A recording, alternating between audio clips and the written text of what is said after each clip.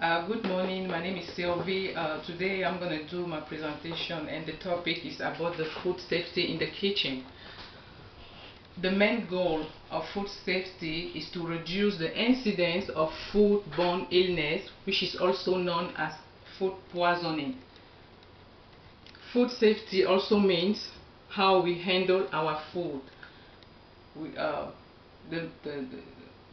got three steps: the hygiene, how you store your food, and how you cook your food. I'm going to talk first of all about the hygiene. The most important thing is hand washing.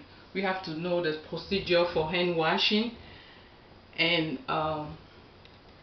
we have to properly wash our hands, and also we have to keep our nail sharp and neat and clean, and also we don't need to have nail polish.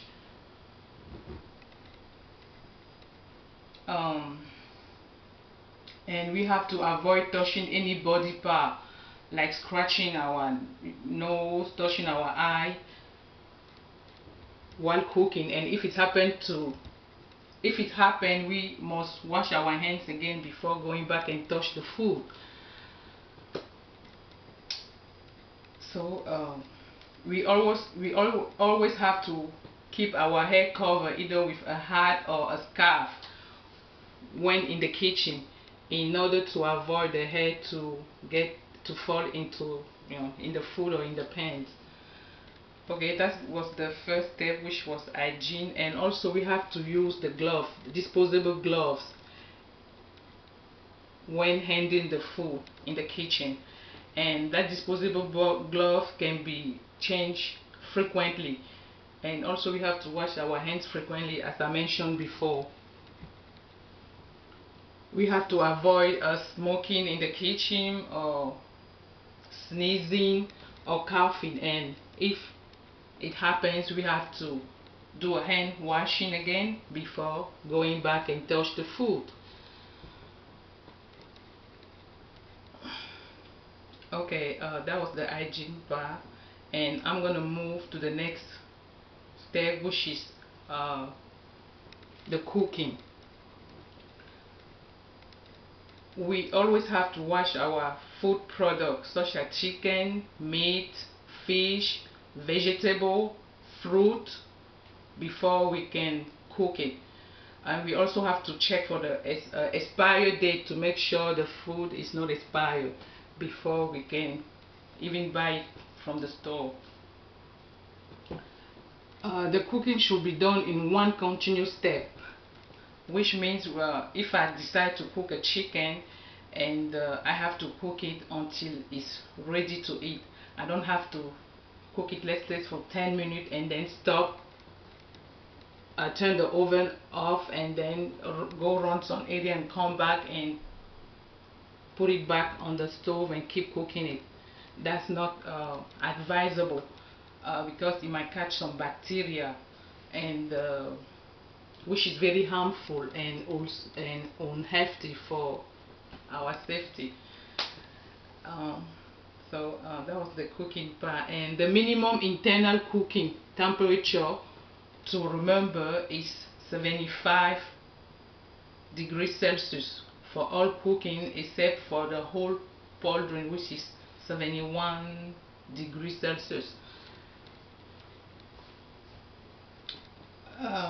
So always make sure that we cook at 75 degrees Celsius. Okay, I'm gonna move to the next step, which is how to properly store our food. We must store our food under a proper temperature. In the refrigerator, we have to store our food at 4 degrees Celsius.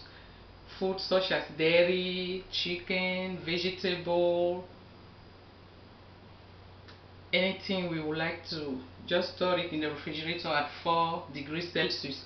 And also we have to remember that when we store our food, the cooked food, we have to place the cooked food at the top of the shelf in the refrigerator, and the raw food must go at the bottom. This is just to avoid the cross-contamination. Okay, and we always have to cover all the food properly before we can store it, either in the refrigerator or in the freezer, in order to avoid the freezer burn. In order to store the food in the freezer, the temperature needs to be under -18 Celsius to avoid the freezer burn. And also we have to store it in a sealed bowl. The bowl has to be properly sealed before we can put it in the refrigerator, or if we decide to store it in the Ziploc, we have to make sure that it's free of air. When we place either a spaghetti stew in the, when we put spaghetti stew in the Ziploc, we have to make sure that it's free of air, because before we can zip it and put it in the freezer at